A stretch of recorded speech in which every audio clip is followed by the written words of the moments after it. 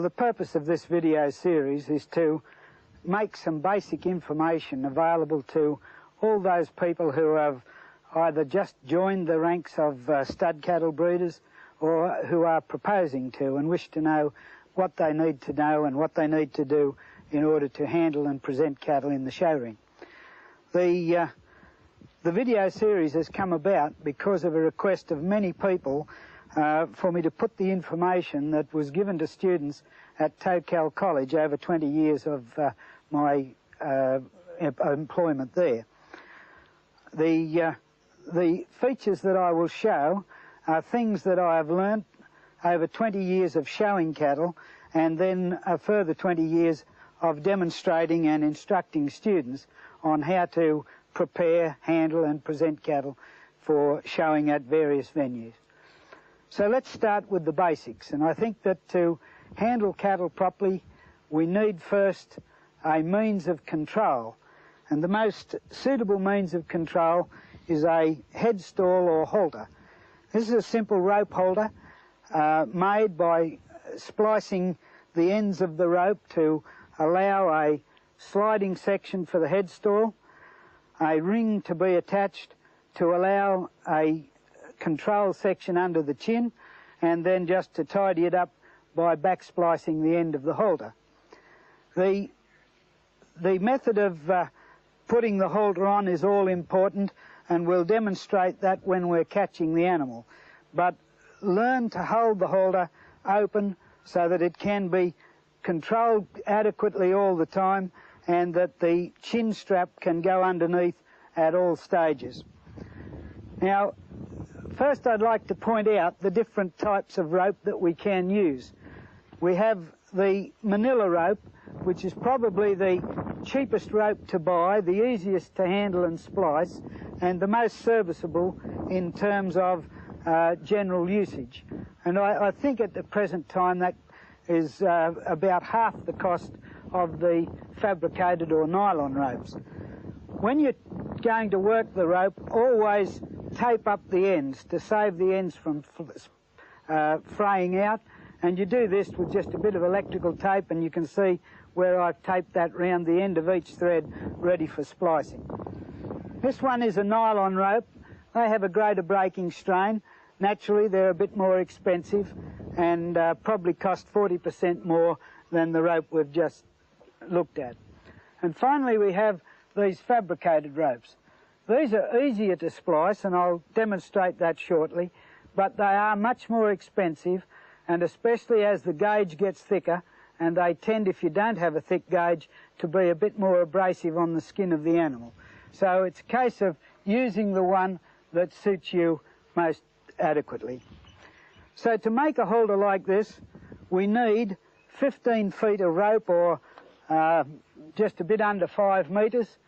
And I've generally found that to get that distance, my span is, your span is approximately, your reach is approximately your height.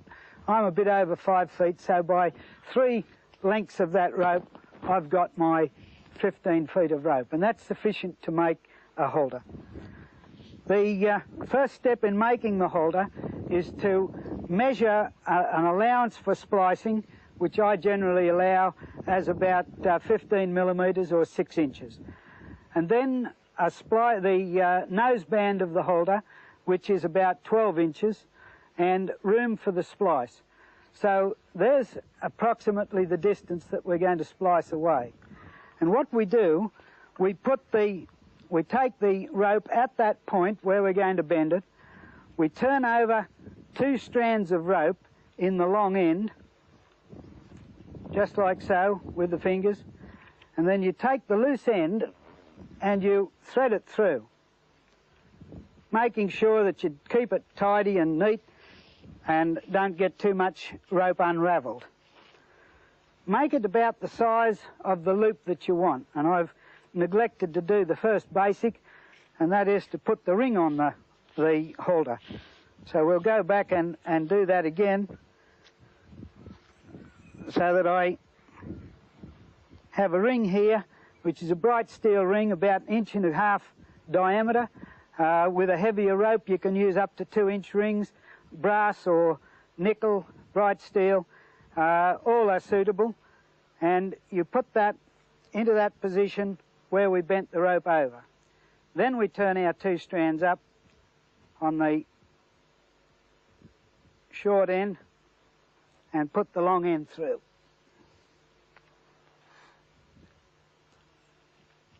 Once we've done that, we then turn 2 strands up in the one that we've just pulled through. That's the long end. And we turn 2 up there and just thread the short end through in that position right next to it to lock that loop. And you'll see when I do that, that gives a nice, neat, locked position for the ring, and I'm now ready to splice my noseband onto the halter. I find it easy, just to keep the thing in context, to drop the head part of the halter over my neck, and then taking the spliced ends, and if you will notice the lay of the rope, the way the rope lays over, I keep it in that lay, and the centre strand is the one I'm going to start with. And I'm going to splice it around this rope and back into itself. Now, because I want it to stay fairly firm, and I've kept that middle strand of rope, as I said, ready to put under, and I turn up 1 strand. You'll notice I use my thumb and finger to turn it, and I just put my index finger through where I want to start the rope. I put that middle strand underneath that one that I've turned up, drop this one in front of it, and the top strand over behind it. I turn the rope back towards me, and in all splicing you go over one and under one strand. So we go over one, under one, making sure that we're not putting any 2 strands under the one place. So there's our first 2 ropes, 2 strands into position. I then turn the halter over and look for the 1 strand that hasn't yet got one under it, and that's that one there. I bring that up, and I take this first strand that we hadn't yet spliced and put it there. Pull those tight, and then look straight at the rope, and you can see how the 3 strands come out equally around the rope that you're splicing. That basically is the job, and from there on now we just have to go over one, under one, turning towards us. I turn up with my right hand, put my little finger, my first finger, index finger, into position, and I take the strand and poke it through. Turn the rope towards me, do the same again, over one, under one, turn the rope up and place the strand underneath again. You'll notice when I do it, the final strand, over one, under one, you'll notice I always take the beginning of the strand, don't push it there. If you push it there, that rope will unravel as you go through. If you use the end to go through, and there it is, give it a bit of a tighten to make sure it's firm, and your ropes are coming out evenly around again. And so we continue on, over one, under one, turn it towards you, and just continue on until you've used up the rope that you've got laid out. At least 3 strands are needed to give full strength, and when you finish the job, you should roll the rope between your hands or put your foot on it and roll it on the ground or on a bit of cement or a board, something that will just firm it and even it out, and you'll find then that you have a very satisfactorily made halter. I'm going to leave those 3 ends on for now, just until I roll it out properly, and you'll see when I roll it out how much it evens up the splice, and there's the finished article. Now, to complete the halter, we just need to unravel our bit of twist that we've got into it in doing the job. And there's the halter. We take this final end and we put it through the ring here. And there's the halter made. When we want to tidy it up, we take a pocket knife and we cut those loose ends. If we can get the pocket knife out. Always lay the rope back against the halter and just simply cut it through. Give it another rub when you're finished cutting. And there you've got a fairly tidy splice that will last the length of the rope.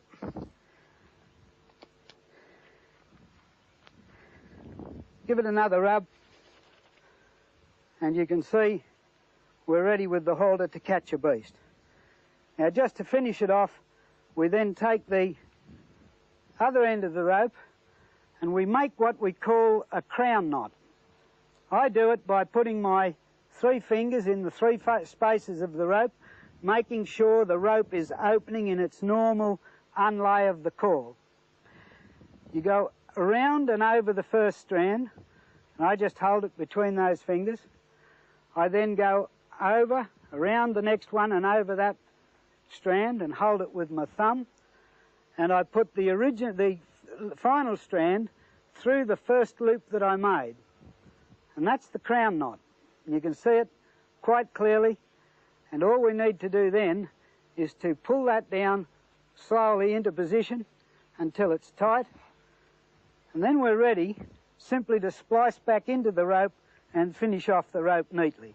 So remember, splicing over one, under one.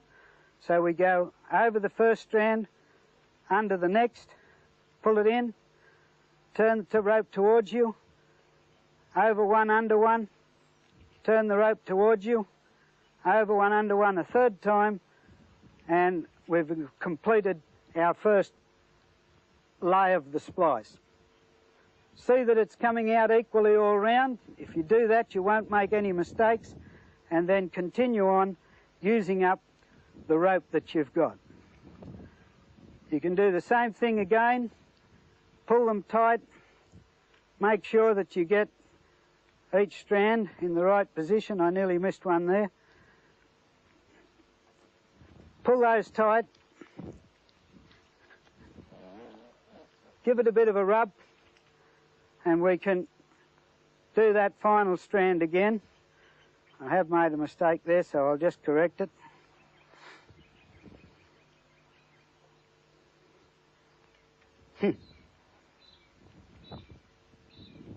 There we are.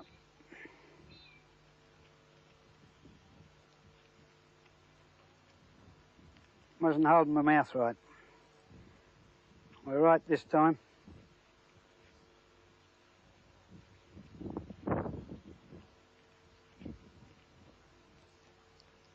And again, once you've done that, give the ropes a pull to make them tight. You can cut those ends off once you've rolled it. Probably better to roll it under your foot to get it nice and tight. And that's our halter made.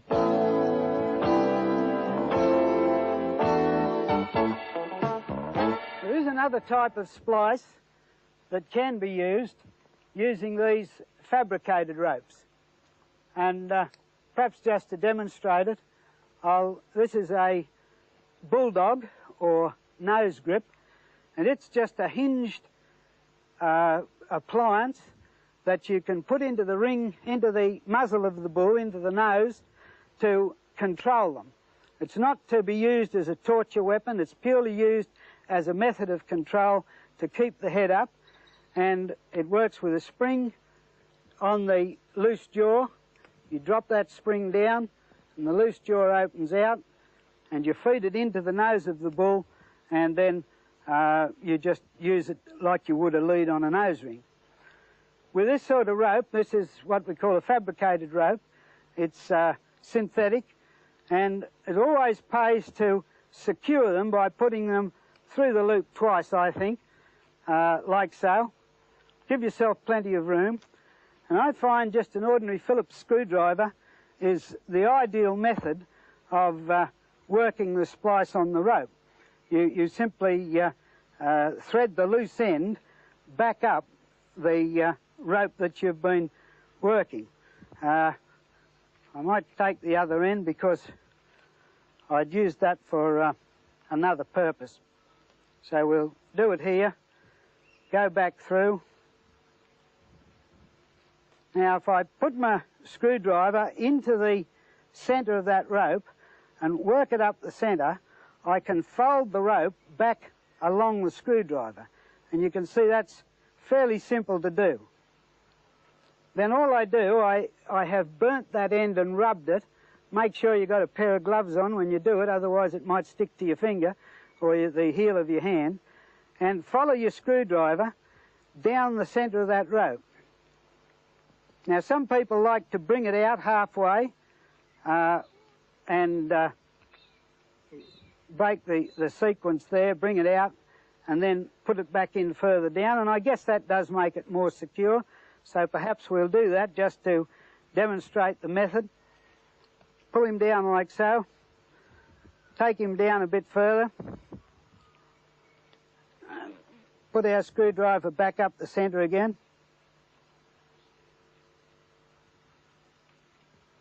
and we just follow the screwdriver down the second join, down there.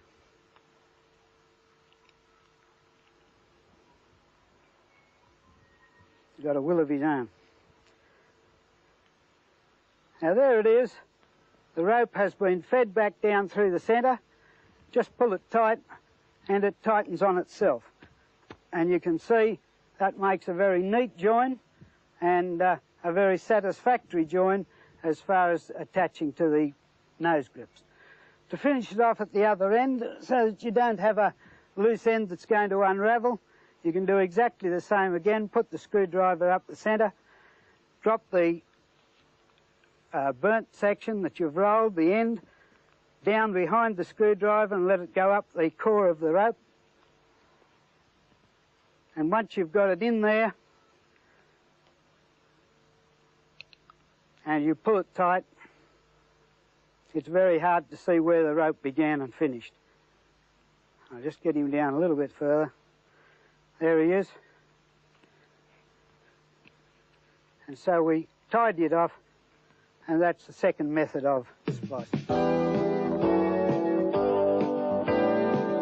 Right, well, having demonstrated how to make the halter, I guess now the next thing is to decide how to use it properly. And we can't use it properly unless we use knots that are adequate, that are safe, and that will let us get out of trouble if trouble should occur. To do this, I'd like young Bo to come and help me. The first one we need to do is to establish, would you just take that, Bo, and just keep a little bit of weight on it for me. Now, we need to establish a knot that we can tie under pressure. And Bo's certainly making sure I got the pressure. So always put your rope from top to bottom on a rail and from right to left. There's a good reason for this, because top to bottom it's easier to throw a rope down than it is to pass it up. And secondly, it's much easier if you're working on the near side, because that's the side the bull is used to, or the side that you're used to working animals. So we've got the bull pulling on the rope, he's not used to being tied up, and I can hold any amount of weight there just by the leverage of the rope round the post. And also, the post is the strongest point of your fence, much stronger than the middle of your rail. So then we drop the rope over the top of the strain that the bull's pulling, and we just tighten that and just hold it with the thumb and finger and drop the loop over like that and pull the loose end up through in that direction.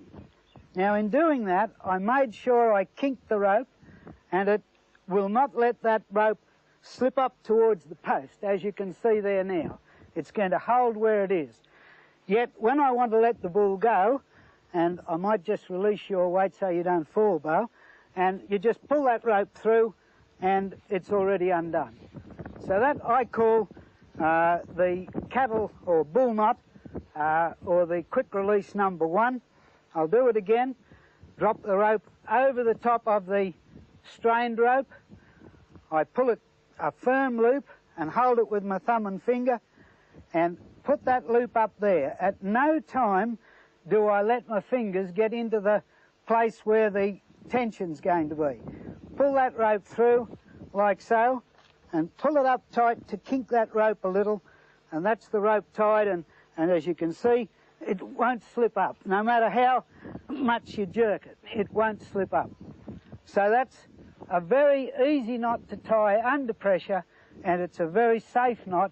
If the bull gets into trouble and you have to let him go, then all you need to do is give one tug of the rope and that knot's undone. Thanks, Bo, that's fine. Just stay there. This one we don't need pressure. This is another quick release knot that is very handy if you've got a long rope and you want to bring your bull up a bit closer to the fence and you want to use up the extra rope, not have it hanging under his feet.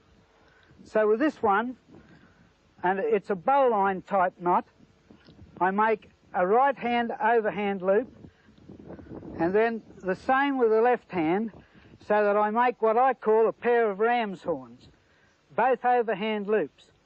I put the right hand loop through the left hand one and I pull it tight. Then pass that loop just straight through as simple as possible and pull that up tight. You can see the relationship to a bowline in that knot. It can see it won't tighten, and you can use up this extra bit of rope to make it tidy, particularly when you're tying up in a shed, Sydney show or something like that, and you just want to use that bit of rope up. You just do a bit of single strand plaiting, drop the loose end through, and it can hang like that. The bull can't undo it.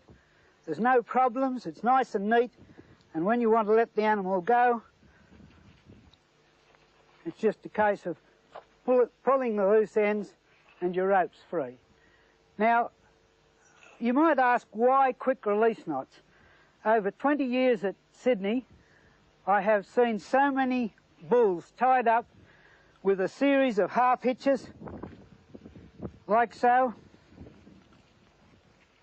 and they're very sound as far as not slipping is concerned, but you just think for yourself, if a fire broke out or something drastic happened, like our earthquake, how long is it going to take a person to undo half a dozen of those?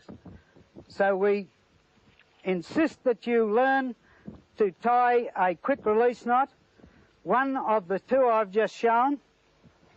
I'll do that series again.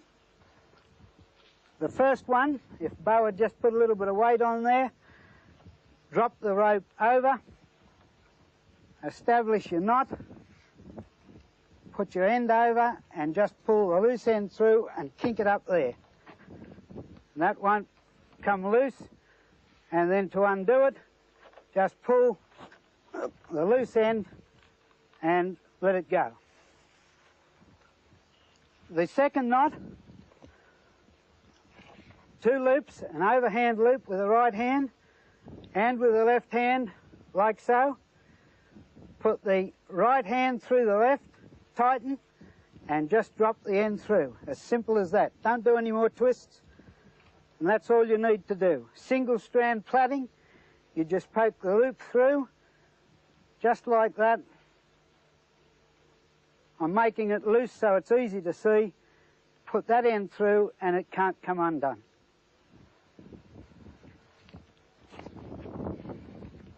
There probably are 2 other knots that are useful for any cattleman to know. The first one is a clove hitch, which can be done around a rail or around a pipe particularly. You put the rope over and bring it up on the far side. You put it over again and bring it up through the centre of the loop. And that's the clove hitch. You can see the way the rope is coming out in 2 separate directions. It won't slip, and yet it's easy to undo should you have to undo it in a hurry. The other way of tying that knot, if Brad would just lend me his arm a minute, just come in here, that's the fella.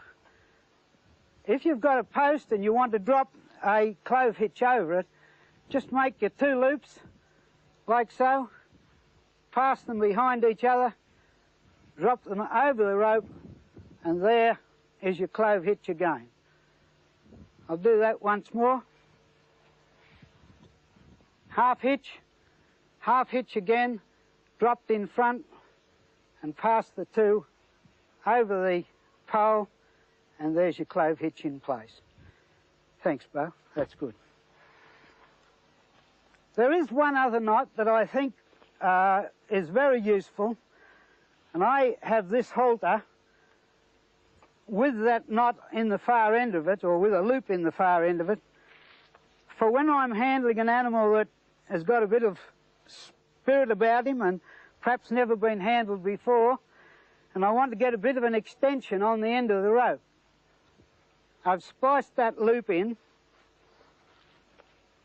and I can use any other rope to extend the length of it simply by making a sheet bend. You put the rope through the loop, around the loop a second time, and that's the knot that I use. It's very simple, easy to tie, and no matter what weight you put on it is easy to undo. Very good for towing heavy vehicles out of a bog, or if you've got a cow in a dam and you've got to pull them out. So you don't need the two rolls around the rope, but I find that makes it less likely to stick. So do it again. You pass your rope through the loop, around the rope and under the existing pull, and around and under a second time. And that's the sheet bend. If we practice those ropes knots on a regular basis, and so that they become second nature to tie, then we can always get out of trouble whenever we're using a halter with a beast. Thank you.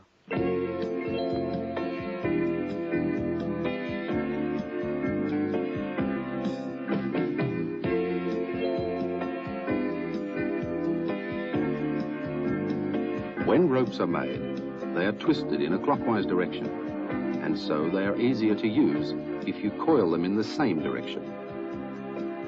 In splicing, remember the correct starting procedure. Once that is achieved, then like plaiting, it is over one, under one. Each of the knots used is best for a special purpose. Know which to use and when. Use knots that are absolutely secure, quick, easy to untie, and that don't slip.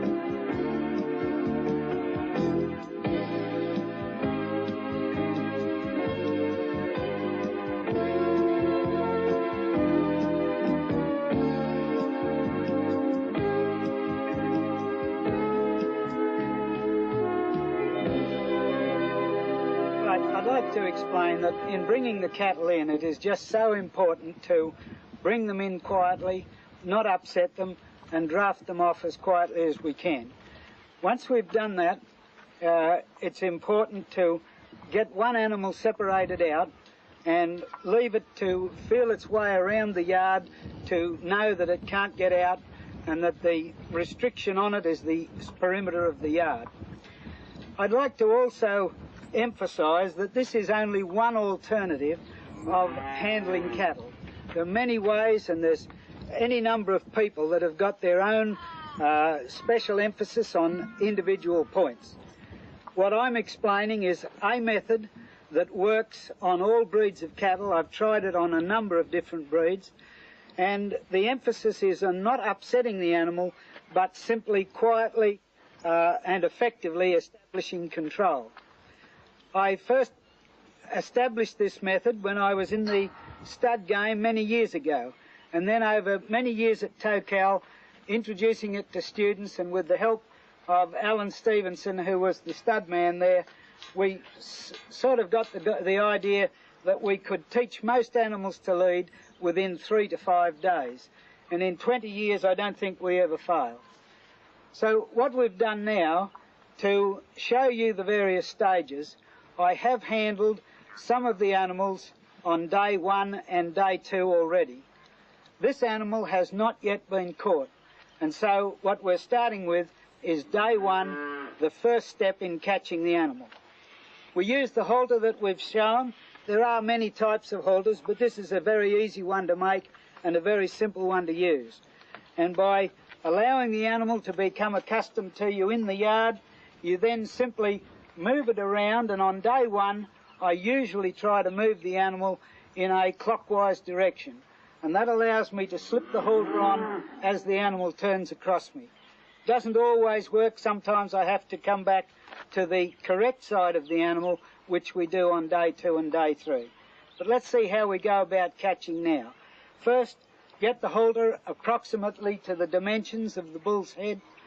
Have your rope set, your free rope under the chin, running freely over your thumb so that you can pull it up when you're ready as soon as you've got the halter in place.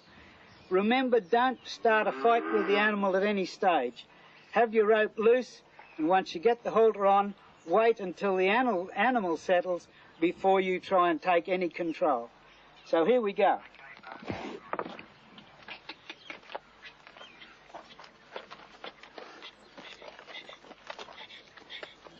Come on.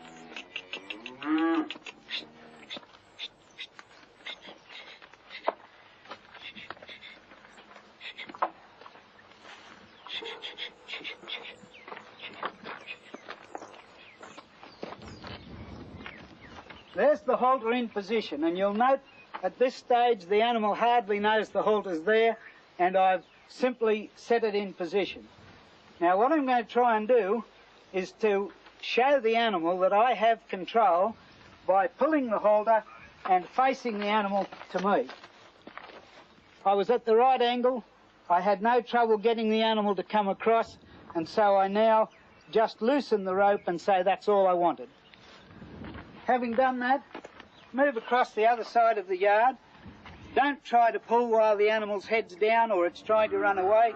Wait until it's ready, and then when it's ready, again give it a pull. Now, you might notice that looks terribly simple, and it is, provided you don't start a fight with the animal. And you see I've got the rope loose. I've established to that animal that I can pull it with the rope. Sometimes you'll get an animal much more wanting to fight you than this. Don't fight. Resist the temptation. Just give it the pull, and it really is closely related to the Jeffries method of horse handling. And you'll see that if I give that animal a slight pull now, I'll get a response. And that's all I want, a slight response to the pull of the rope. And as soon as the animal responds, I let the rope go loose.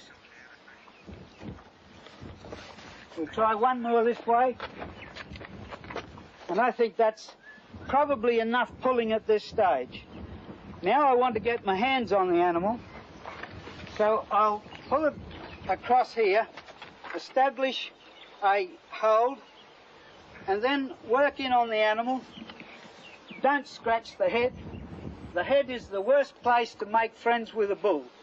If you rub the head when he gets a bit bigger, that's the end he'll present to you, and that's the end he'll do damage with. So establish your contact down the body. If he goes to walk away, just give him a little gentle pull to remind him to stand, go back, touch him again. If you go away before he moves and then move in and rub him, you'll find it's not long before you can rub your hands all over the animal. And the more you establish that contact, make it firm. Some animals will kick. If they do, the quickest way to stop them kicking is to make them miss. So if you rub their leg, and if they do kick, make sure you're clear, let them kick air, and they won't kick very often if they don't hit something. So we've made contact with that side. Let's now get round this side of the animal and just make a contact. You notice the animal went to work away. Before it walked, I gave that light pull on the rope just to establish control, and then just give it a rub again. Eventually, it will let me rub. And it'll let me get closer.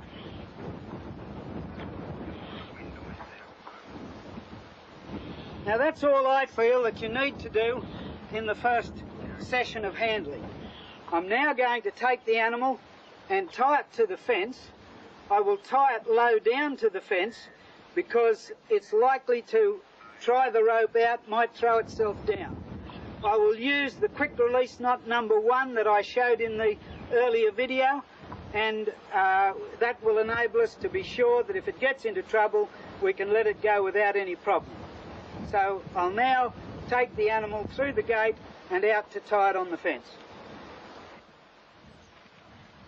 So all we have to do is to open the gate. This gate opens out, so I've got to walk around it, and I've got to let the animal see daylight. I don't want to fight it, I just want it to come out.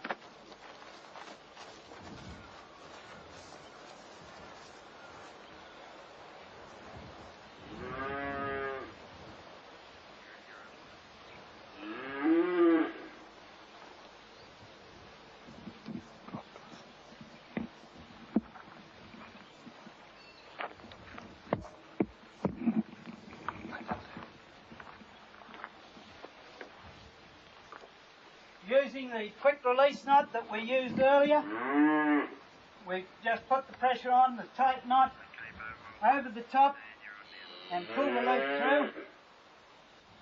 You'll notice that won't slip.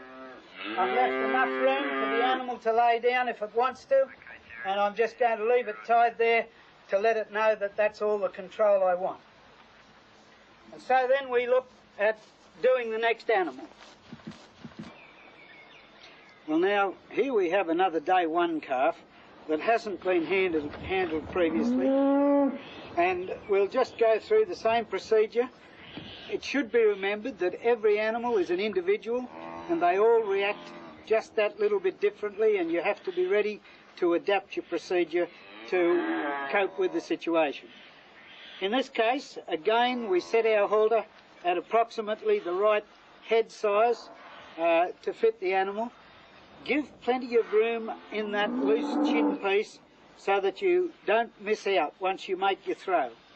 It's not a throw, it's really a placement. And again, because it's a first day animal, I like to work them in a clockwise direction unless they virtually put their foot the right way. This one's just a little bit more nervous than the previous one. That doesn't worry me because I've found that nervous animals tend to respond quicker than very quiet animals.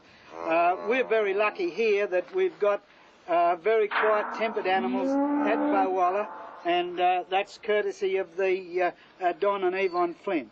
But now we'll attempt to get this animal moving in a clockwise direction, and I'll attempt to place the halter. Now he's going the way I want him, But what I've got to get him to do is to turn across me.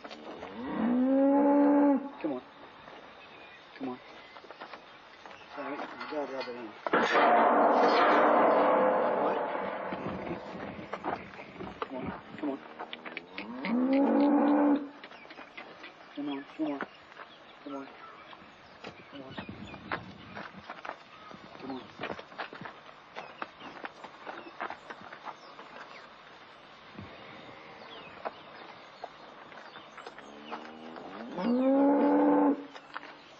Here's where we need patience. You've got to work the animal to fit your situation.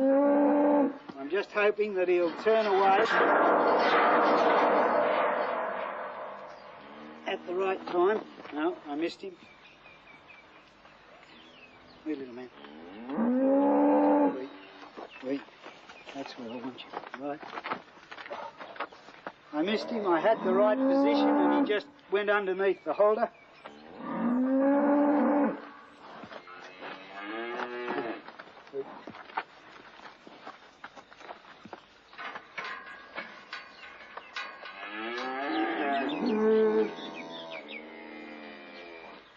Sometimes you get a throw that's wrong, and it's better to go back and start again than to start a fight with the rope round the neck of the animal, because there's no way that you can establish the control round the neck where you can when you get the halter on the head.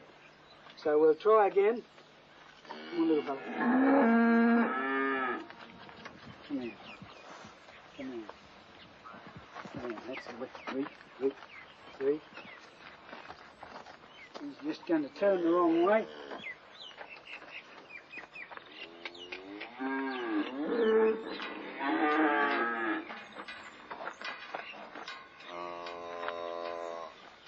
You'll notice there that I had to revert to working from the near side, but I used the gate to an advantage. I've got the rope now established, and I want to establish control. So again, I give him a pull, a little hold, not a fight. You might notice the hold is only a slight pull, and then a let go.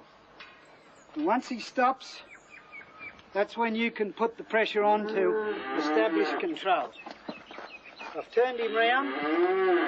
I'll just stop and let the rope go loose.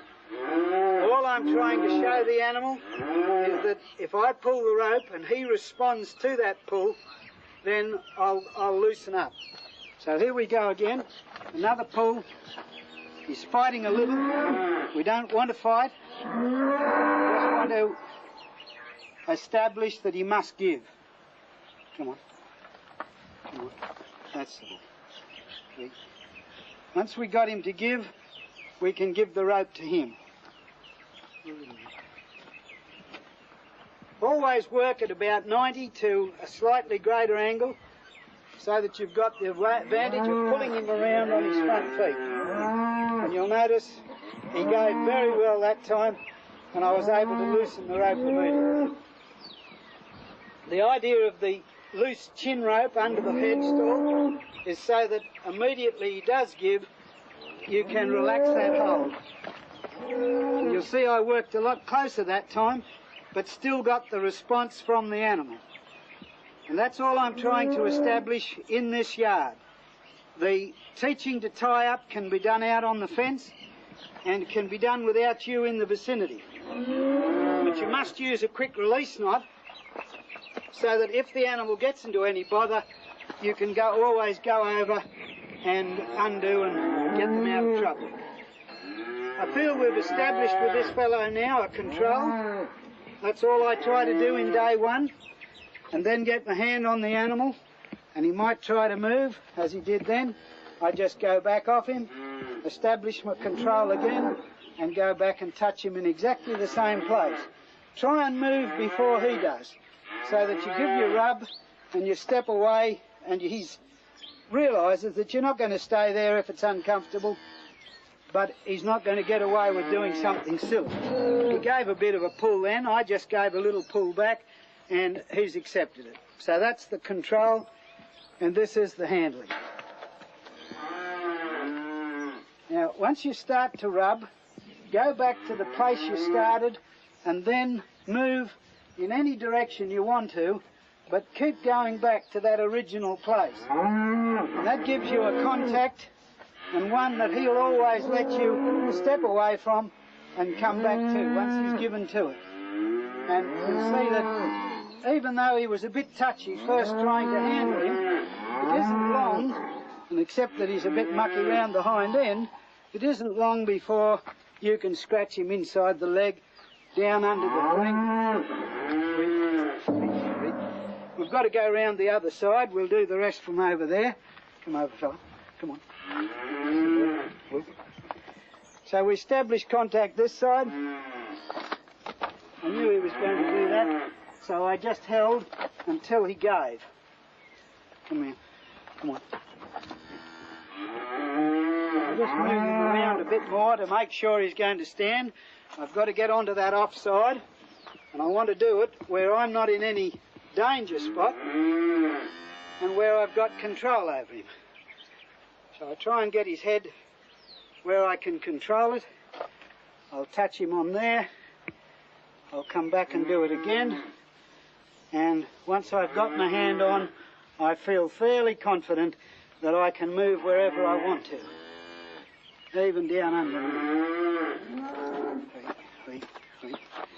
I think that's all we need to establish at this stage, just to let the animal know that we are trying to handle him without any fight or fuss. We don't want to hurt him. We just want to establish confidence in his mind that we're going to look after him. But he has to do as he's told. He's ready now to go out. I'll manoeuvre him to a position, and you realise it's all body movement, body language. If I want him to go forward, I come back behind his middle section. If I want him to go back, I move across in front of him. I give him a pull when I want him to step towards me, and he's in a position now where I can get out the gate, get the gate undone, without getting in any bother. So I'll now take him and tie him out near the other bull that we tied up just a few minutes ago. So the next step now is to get the gate open, to bring the bull into a position where I can get the gate open without any trouble and still keep control of his movement as he goes out the gate. Again, I use body language to try and steady him or go with him. I don't want to fight him. I let him see the gates open. I encourage him to come this way. There's the body language. Move back a little. Let him walk.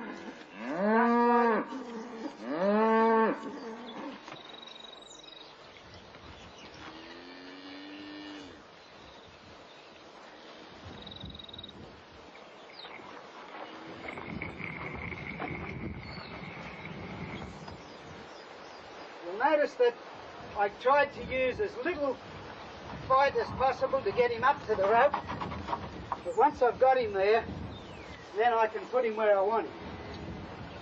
I'll just tie him up there, again using the quick release knot that we used earlier.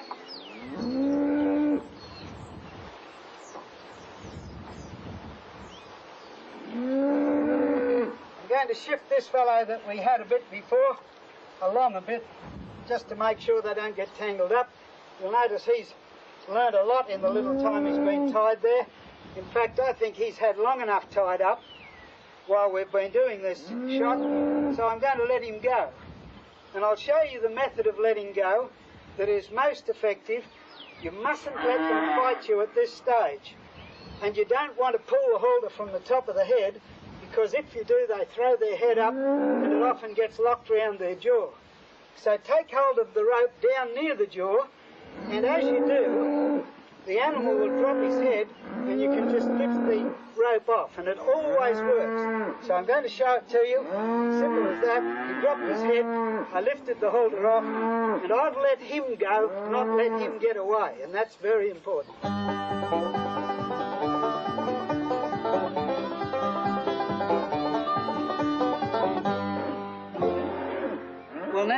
we have a heifer that has had 1 day's treatment. That is, the treatment that we've shown previously is what this heifer had yesterday, and now we're going to give her day 2. The same procedure. We will endeavour to catch as quietly as possible, except that I will start right from the word go, moving the animal in an anti-clockwise direction so that I can work on the near side of the animal, which of course is the regular side that we work on once the animal's broken in. So I'll turn her and walk around, hopefully get the halter on as quietly as possible, and then just remind her of what we did yesterday.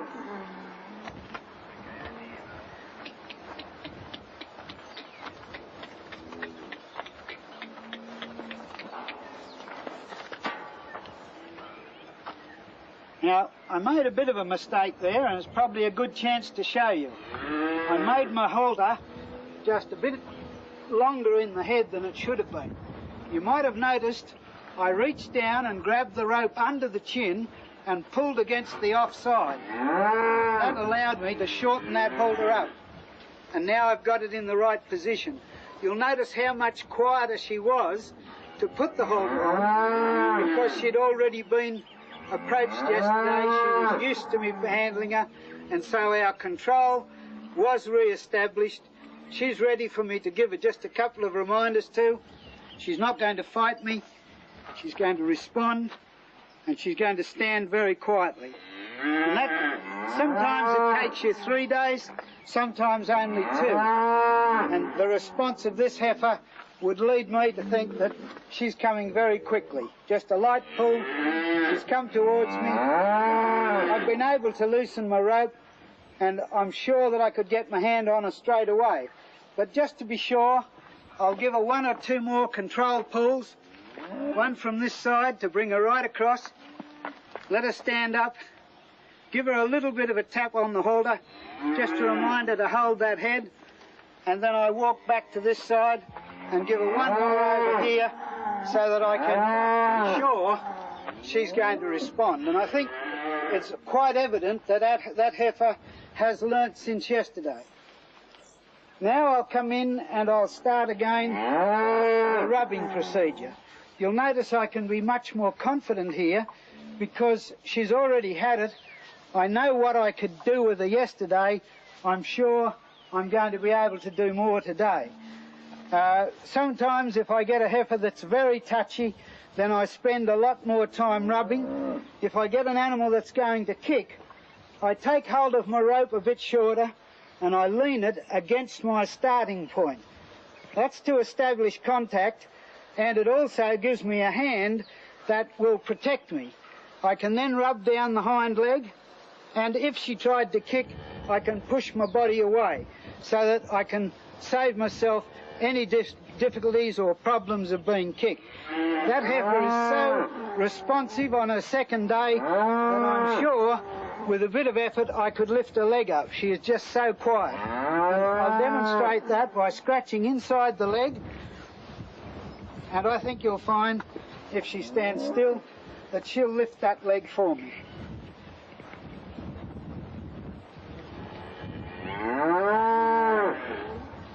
Enough to show that she is giving, she's responding. She'll almost turn round in a circle if I pull her. And that's all we need to do on day 2 with that heifer. We'll now take her out and hopefully tie her up. I'll also put a nose clamp in her nose just to let her get used to the control that I will use when I teach her to lead. So we'll take it from there, we'll go across to the fence. Now all we need to do is to take the heifer, open the gate again. Don't try to pull her towards us, just give her enough rope that when she sees the opening, she will come and I'll be ready to come with her. Again, using body language, we encourage her to go forward. Don't fight her. Let her lead the way at this stage. Come on, baby. Come on.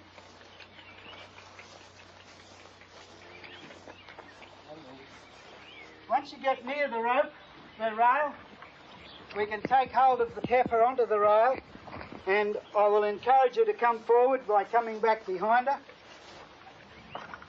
And as she moves up, I can take up the slack. You'll notice I've moved the rope up the fence because I want to establish with the heifer that she's got to lift her head. And there's no quicker way to do it than tying them up to the fence with a short rope. You'll notice that as she stands there a while, she'll give to that rope and so lift her head off the halter. And that's half the art of leading an animal, teaching it to lift its head off the halter so that when you lead it, they won't put their head down. I've never seen an animal get away that had its head in the air. Usually they put their head to the ground and then make their break. So we're teaching her to come up to the halter. I'll just give her a reminder by pushing her a bit, and you'll see she feels the rope, and in a minute she'll step back and she'll lift her head away from that rope. Okay. We'll just leave her there, and we'll come back to her at a later stage. Probably interesting to note that the bull that we tied up, he's now quite relaxed. He's probably again had long enough on the halter, and so we'll just let him go now. Now, as this is day 2 with this animal, you can see we've got to the stage where she's given to the rope. She's being much more tractable. So now I have to introduce to her the nose control. It's compulsory when you show animals these days to either ring bulls once they're 12 months of age or have a nose grip in the nose of the animal if it's a heifer. So this heifer is going to have to get used to this in her nose as a safety regulation at shows. So the easiest way to introduce it is simply, now that she's given to the rope, give her a rub, establish contact with her again, and then we can just simply take hold of the nose and slip the nose grip into the nose, and we don't put any weight on it. We're just purely letting her get used to the feel of it in the nose. And you can see she's still giving to the rope. She's loosened her rope. Now, in tying this up, I mustn't tie it to the fence, because if for any reason she slipped the halter and left the nose grip tied to the fence, we could do her nose quite a bit of harm and bruise it and upset her and undo all the work we've done so far. So what I do, I simply tie the rope through the rope that's established to the fence, just loosely. There's no need for it to be any more than that, and that'll just hold her. Whoops. That'll just hold it out of the road and allow her to go on giving to the rope and being happy with it. This is day 2, and then the next day we will then endeavour to give her some leading around the yard, and we'll demonstrate that with our day 3 animal.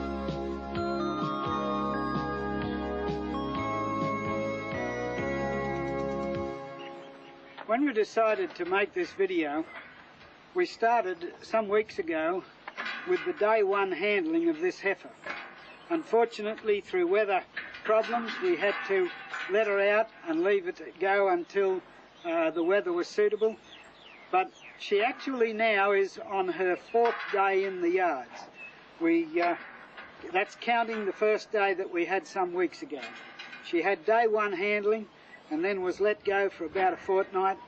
She had day 2 handling, and then we had to let her go for a few more days because of weather, and she nearly put the halter on herself today. But she is very, very quiet now. On day 3 handling, I was able to catch her without any problem. I was able to put my hands on her. And the only reason at this stage she is showing some discomfort is because she's been off mum for a few hours. She's wanting to get back with the other cattle. She's the only one left in the yards. But I'll establish the contact with her, catching her, and I'm sure you'll see that as soon as she gets the halter on, that she virtually stops straight away. She'll lift her head up for me with just a slight pull of the rope, and so it doesn't take long to get a hand on her. I don't need to pull her around, I just start to rub her. And she'll respond to that halter, as you can see, very quickly. She's very quiet now, having been rubbed on each day that we've had her in, and this is her 4th day, and you can see I'm quite confident I can rub down her legs. I can get over the other side of her, and I can proceed to do the same thing again. She'll allow me to rub right down her legs. You can see I'm rubbing her underneath the belly, right through, and as far as I'm concerned, that's the sort of control and contact that you get with this method if you approach it in a general, quiet way. We don't need to spend more time in the yard here. We'll now take her up. We'll tie her a stage further up the fence to establish this head control, and as soon as she gives to that, we'll then have a go at leading her and show you what stage she's up to. Again, let's get our gate open, and again we still use body language on this heifer.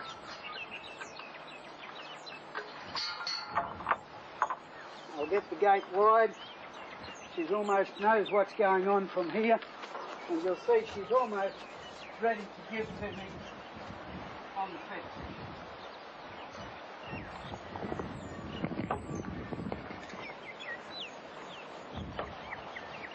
Again, we use our quick release knot because it's still likely that she might do something that you have to let her go in a hurry. We're lifting her head up a bit higher, as you can see, and again I'll put the nose grips in her nose to give me that control that I need and that she has to get used to. Open the jaws, just take hold of the nose. You might note I don't do a lot of fussing with the head because I believe you shouldn't, and again I'll just pop the rope through there so it won't get tangled up and so it won't pull on the nose, but it's just to establish that control. We'll now just let her stand there for a few minutes. It doesn't need to be very long. At the most you need to tie up, I think, is a quarter of an hour, and at the least sometimes only 5 minutes. And as soon as she shows that she's going to stand up and give to that rope, then I think she's ready for me to try and lead her, and we'll go from there.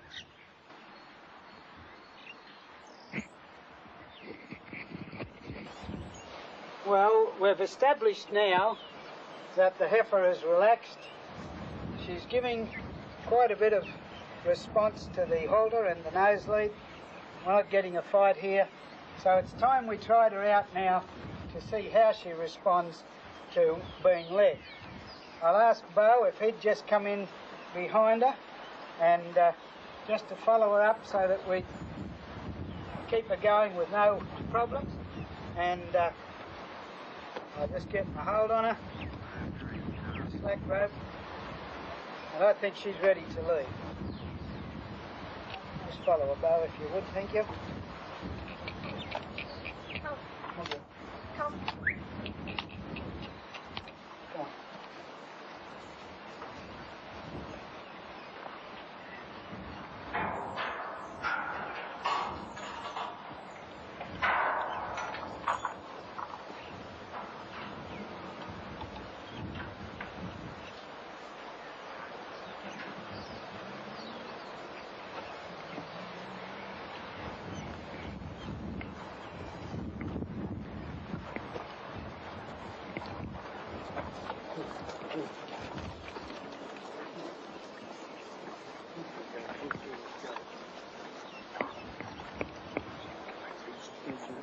The secret of these first few rounds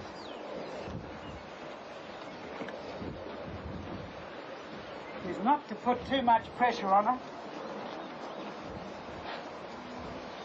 just to establish with her that we want her to go where we're leading. You might notice a technique I'm using at the moment is to block off her eye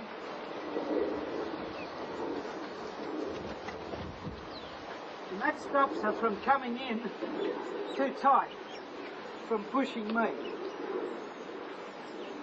I believe now she is virtually ready to start leading. Not too close now. Just come quietly.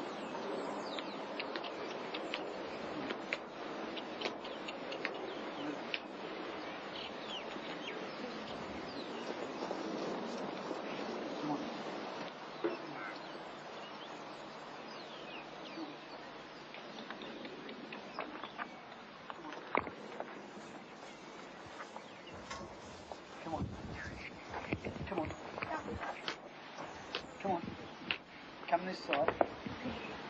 Come this side. That's the way. Come on. Come on.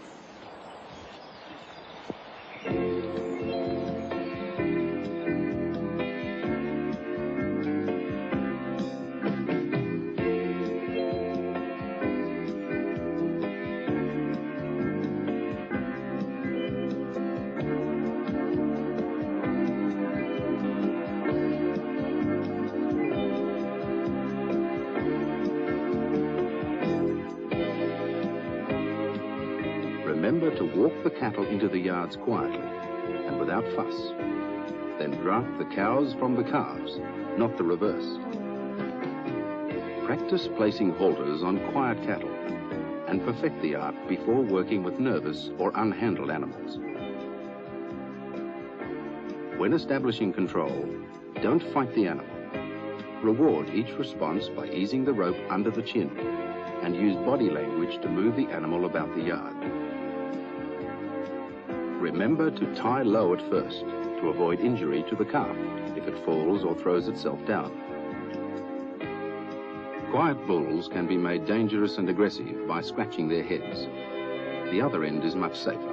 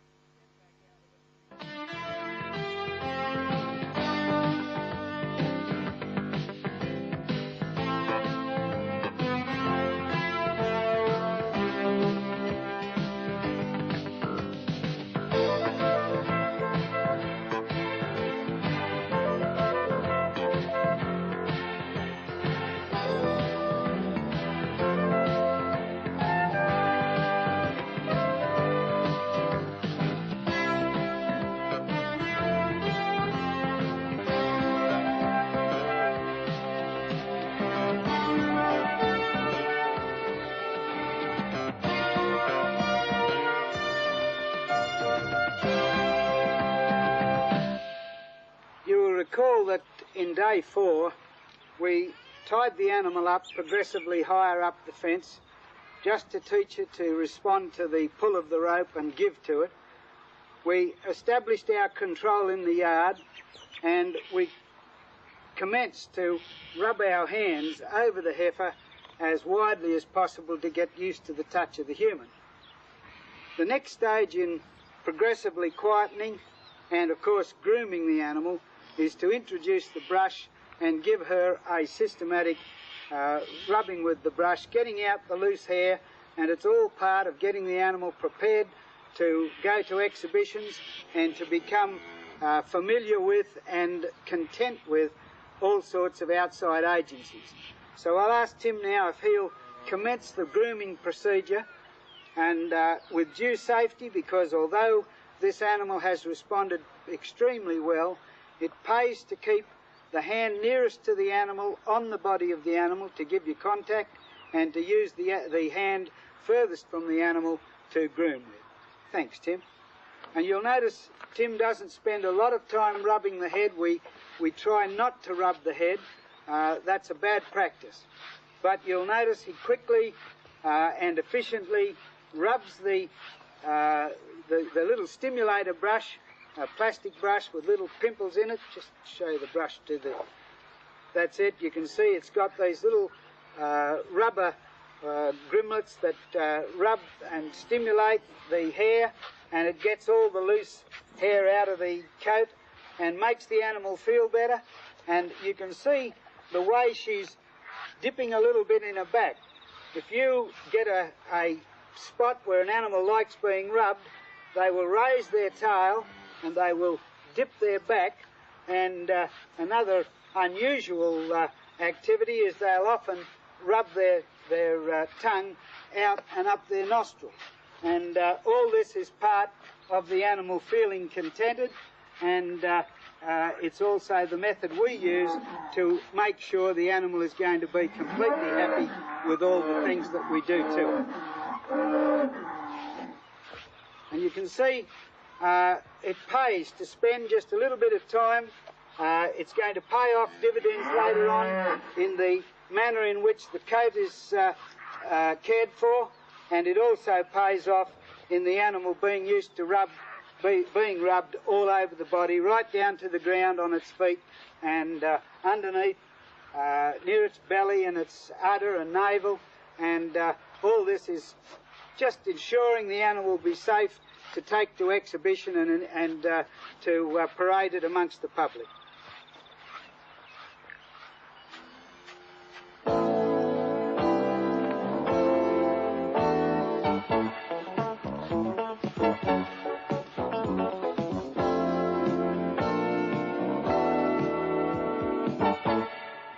This is a position that you can sometimes find yourself in where the bull is going to jam you against the fence. The natural temptation is to push the bull away. Don't. Because the bull's weighing about 3 or 4 times as much as you, if not more, and you really are going to make him push harder.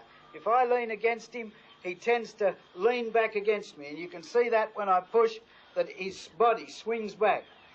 The easiest way to get out of this situation without getting hurt is to give a little pull on your halter, and at the same time reach round and pull the tail up on your side of the body. And you'll see when I pull that tail up, that bull will swing away. Then I can get out of the fence without being hurt. The roll of the post gives you some protection, so you stay near the post until you get the bull's body swinging away. If I could just repeat that manoeuvre with the tail, don't grab the tail down here where you're likely to break it. Take it up high near the root of the tail and just push it up on the opposite side to which you want the bull to move. And you can see no pressure, and he's turning around. I'll turn him the other way again simply by the reverse. Just pulling the tail up, and that's an easy way to manoeuvre the bull off you.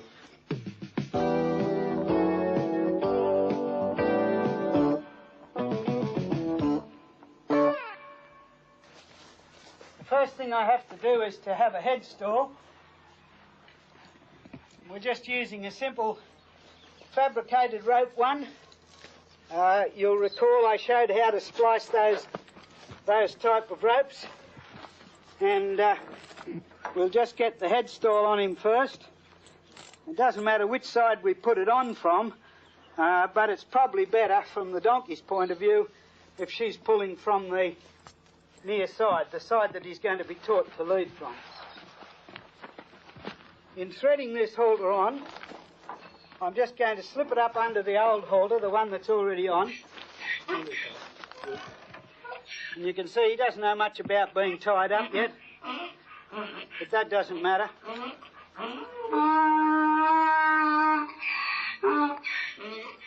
The fact that he has been tied up once before will make it easier to to establish the tie for the donkey, because you've got to get near enough with the donkey to attach the lead.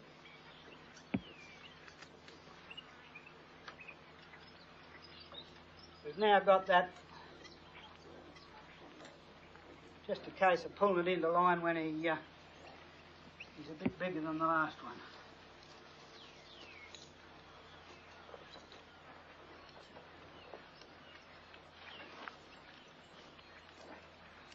This one.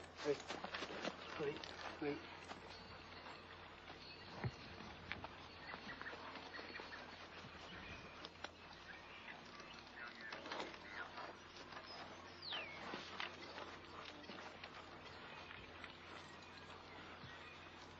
Right, there's the halter on. We'll bring the donkey up. We have just an ordinary neck strap with a swivel, and that's so that they can twist around and not get tangled up. I'll just get Bo to pass this rope through the neck strap, and we'll put that over the donkey's neck.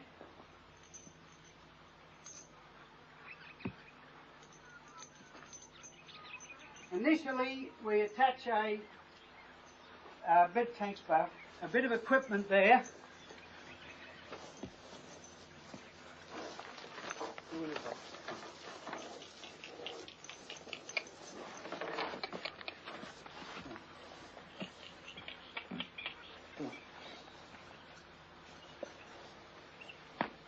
One of the reasons donkeys are so good at this is because they're stubborn.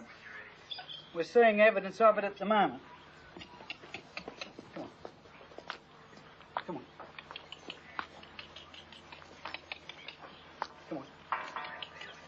But they can be encouraged, and all we've got to do is get the bull over here close enough now that we can hook the swivel onto the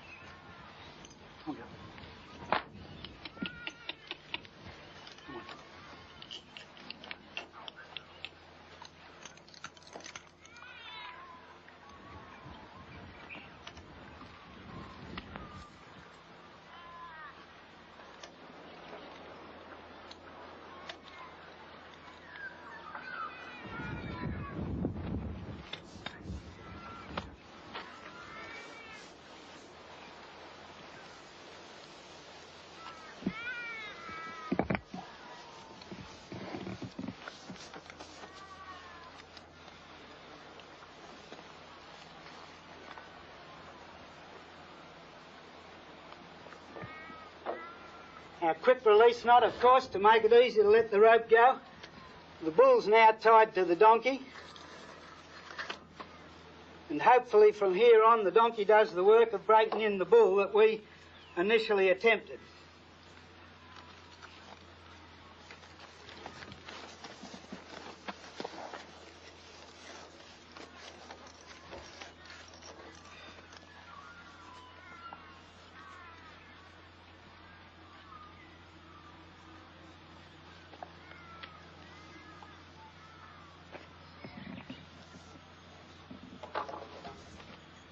Just see if I can get the bull now to come with the donkey.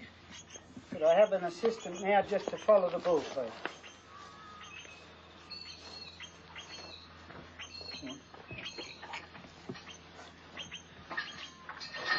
There's a cane.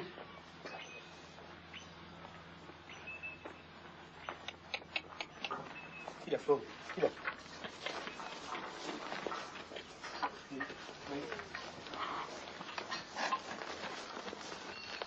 I might just try and attach that chain to the other side. I think it'll be better if I can.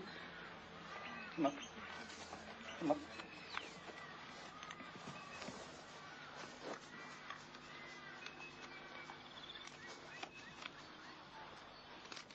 Now we've got him. He can't go far now.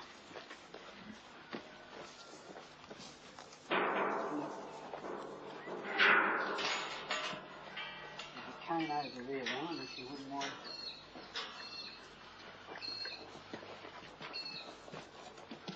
This particular donkey has a youngster, but hopefully that's not going to get us any worry.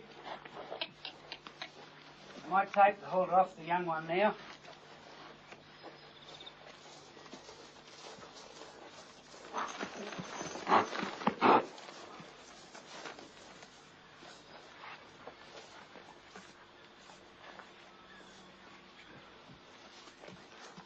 Okay, if you just chase the bull, Alan, I'll try and handle it. Come on. Come on. Come on. Come on. Come on. Yeah, bull. Come on. Come on.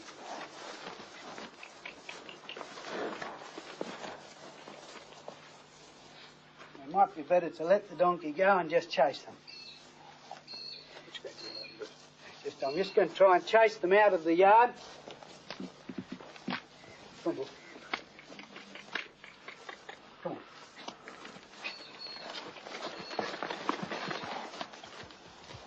You'll notice how the donkey sets itself against the bull and just lets the bull lay back. And that's all that's going to be done for the next few hours. The bull is going to pull and the donkey's just going to hold the weight. And all we want to do now is to get it out of the yard so we can carry on with the rest of our work. I think we should let the foal out. She won't go without it.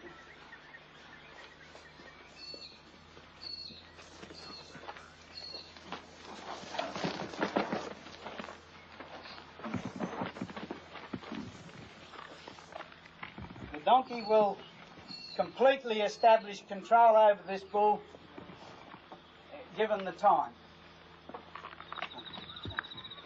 Come on. Come on. Go around that way. Go around that way. Come on. Come on. Come on. Come on. Come on. Come on.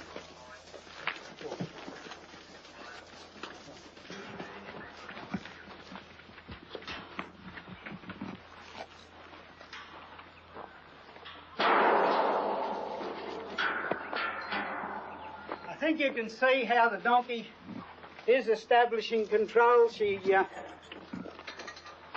We'll just leave her there for a little while to settle down, and then as soon as she's got a bit more control, we'll put her out into the paddock.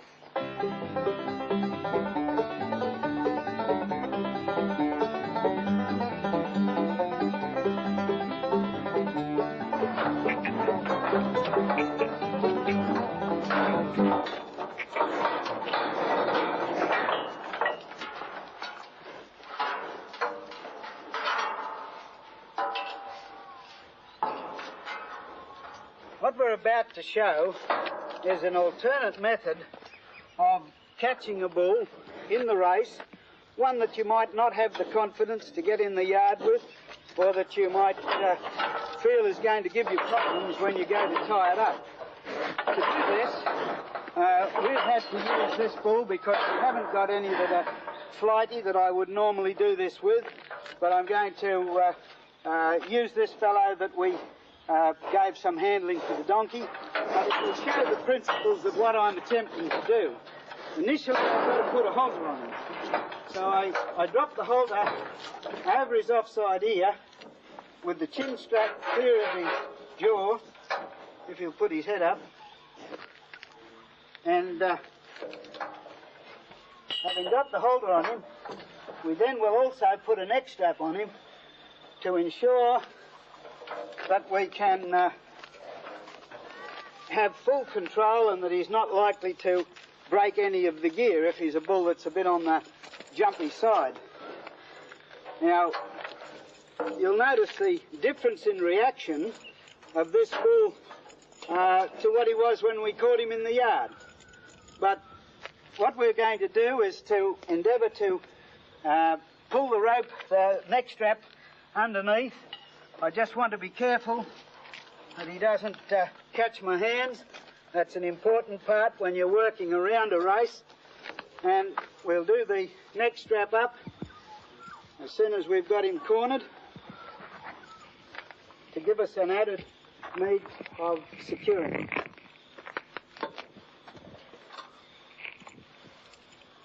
I just got to turn my strap around. Oh, fella.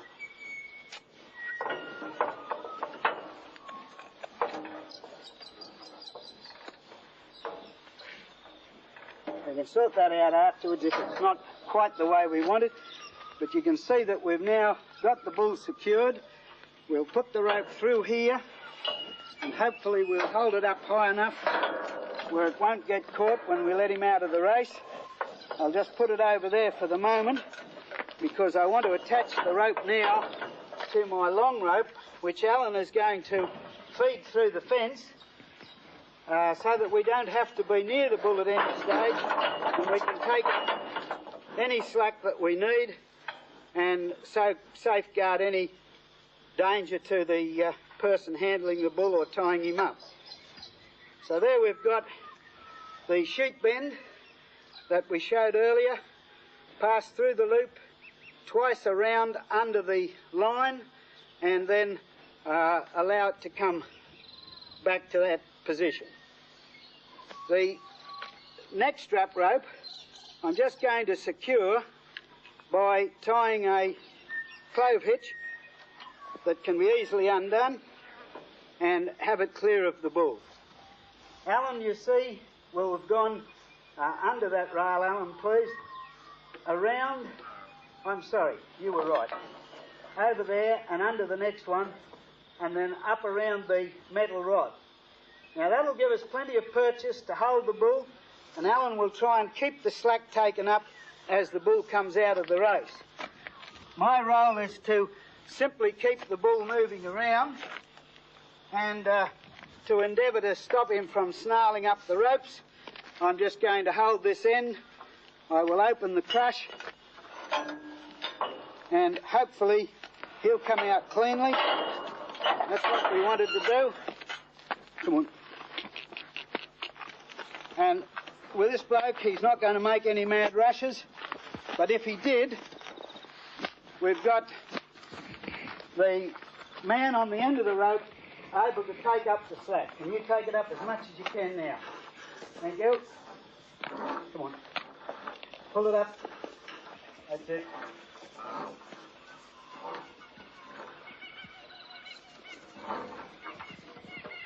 Now you can see in this situation, nobody is near the bull while he's actually getting secured.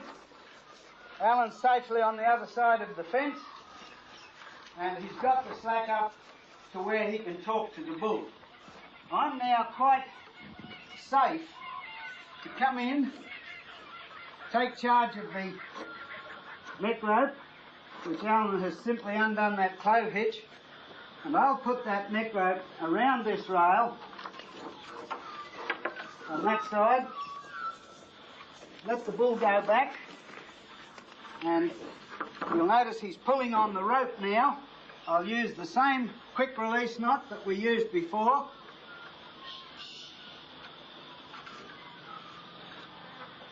It's a lot more fuss, a bit more difficult I think to do than the way we did it before, but it's safer with a bull that might be inclined to jam you or cause problems. And Alan now can tie his halter with a quick release knot round the top rail, not too tight so that he can lay down if he gets silly enough, but I don't think we're going to have that problem.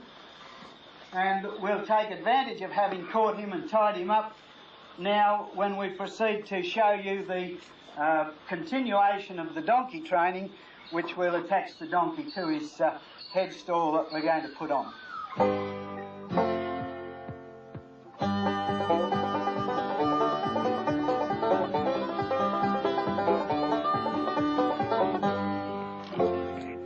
We're now approaching the second stage or second day of the donkey training. This is trying to save us all the fight and pull of catching this bull and proceeding to pull him around. The donkey's going to do that for us.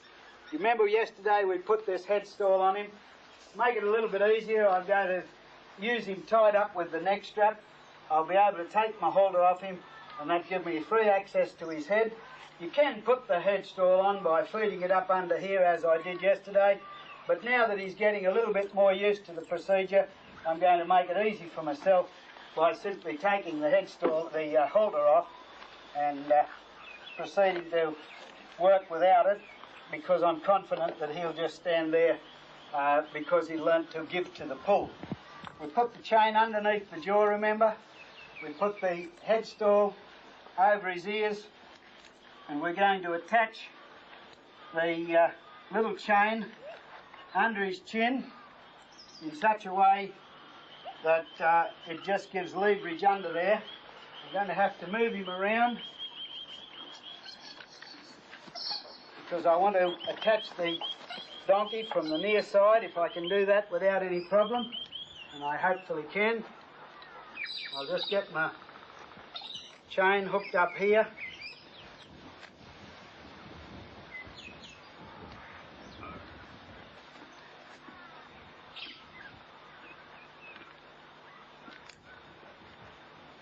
Now we're ready to attach the donkey, and I'll ask Bo if he'll bring her over.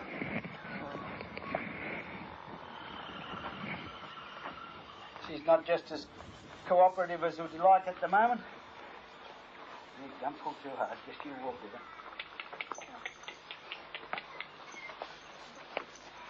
Come on.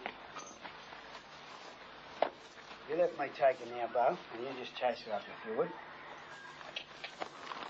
You might notice that the bull is not too confident of this donkey yet, probably because he got a bit of a pulling around yesterday. I've simply put the neck strap on with a clip, and I'll attach that to the chain on the bull. Come on, girl.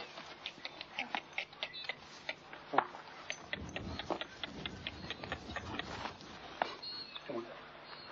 Don't you get yourself caught in between them, mate. Well, come on, girl. Come on. Looks as if I'm going to have to pull the bull over to the donkey. To do that, I'll need my halter. You come and hold the donkey, Bo, please. These are the things that you have to improvise with depending on the manner in which the animal reacts. Each animal is an individual and will react differently under different circumstances.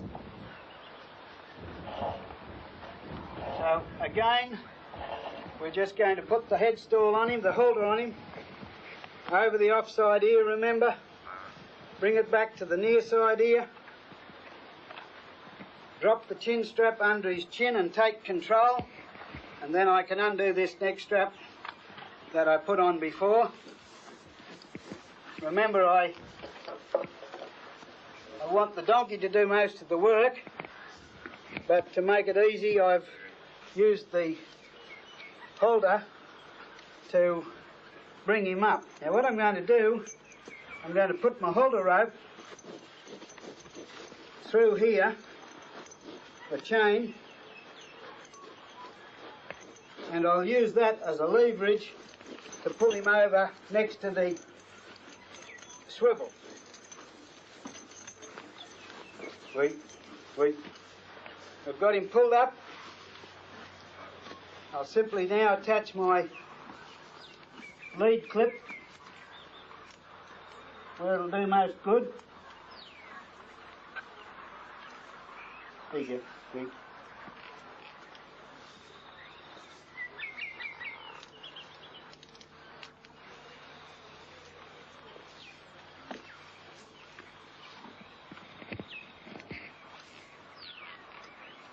We've got our halter on and off.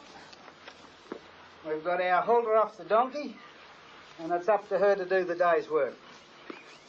So we'll now proceed to work them out into the paddock and leave the donkey and the horse and the bull together to sort out their differences. Right, you go and open the gate, Bo, thank you. I think I'll come Alan, down. you might give him a hand to turn the donkey down to that paddock. and I'll just follow them along behind. If I can find my cane. Over there. Thank you. There, open that one out, Bo. No. One, out if you would. Thank you. That's the way. Thanks, Al. You better go with Bo, I think. Go out first so that he won't duck down the paddock. Oh, yes. Oh, you can bring. Yeah, thank you.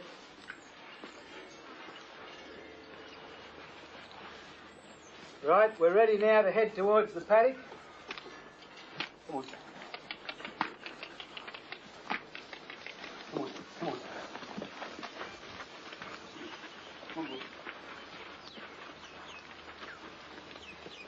Good. Up there. Up to the baby. Come on. Come on. Come on. Come on, boy. Come on. Get up. Get up. Get up. Get up. Come on. You're walking by the end of the day, I think.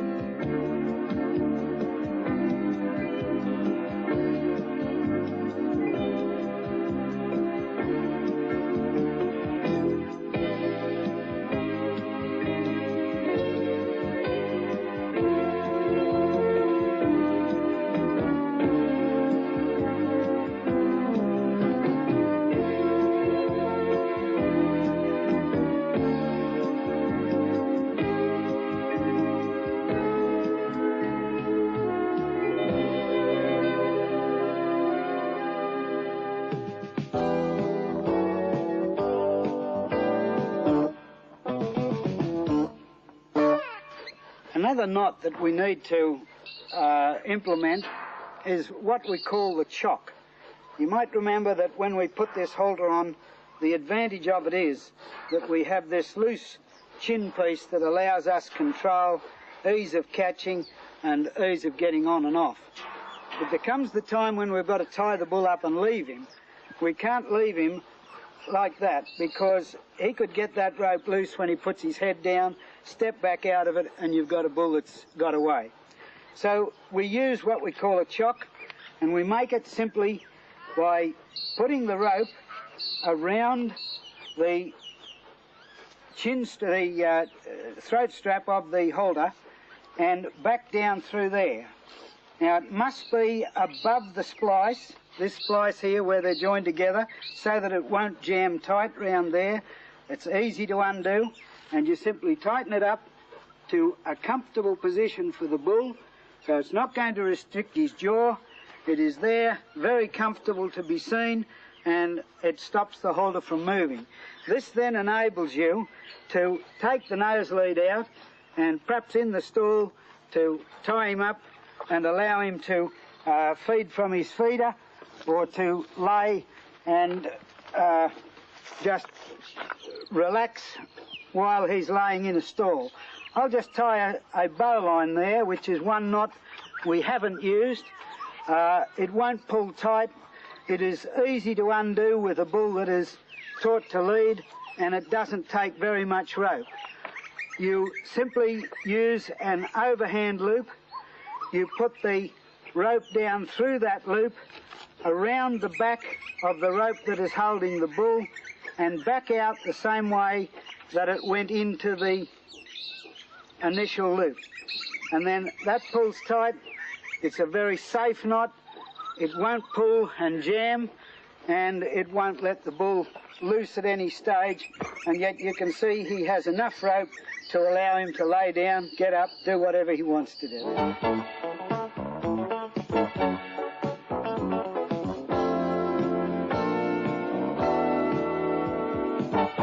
On occasions we have bulls that we know we can manage and lead in a yard, but we're sometimes a little worried as to whether we can take them outside without taking the risk of them getting away.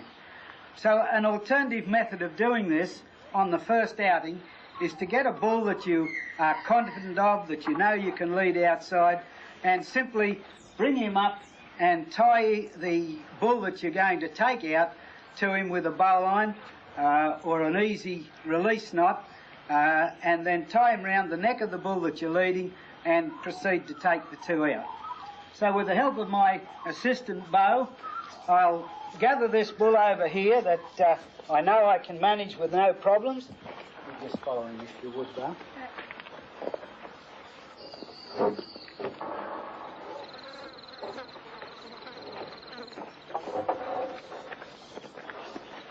We'll bring him over near the bull that we're going to handle.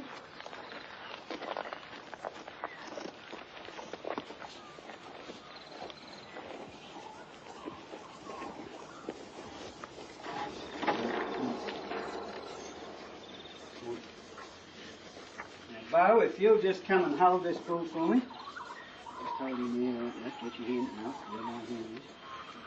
In there. Like that. That's it. And just hold him there. Keep that in his hand.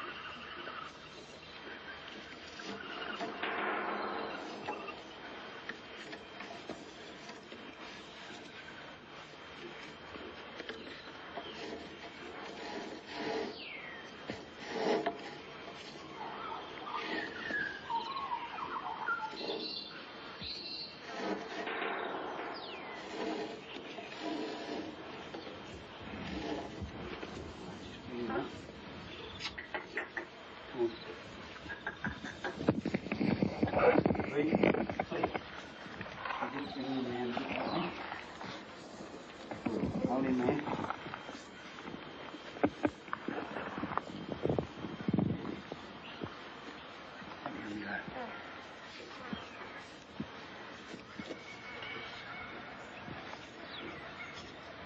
Now the knot that I'm going to use is a, can you hold that? Is a quick release bowline, one which demonstrated earlier. I'll just make my two loops, put the right through the left, pull the slack through. The reason I do that is so that I've got a knot that I know that I can undo quickly if it's not tight enough, or if it's not, if we're having problems. It also enables me to be confident that the bull that I'm leading will be at all times in control of the animal I'm leading, the one that we're trying to teach to keep out of the road. You'll notice I've used a little bit of plaiting there just to get that rope out of the road. You don't need the nose lead on him because the bull will control him. I'll take my bull now. Oh, come here. You take that. Give me my cane. Thank you. Come here. Come here. Come here. Come on. Right, you follow them.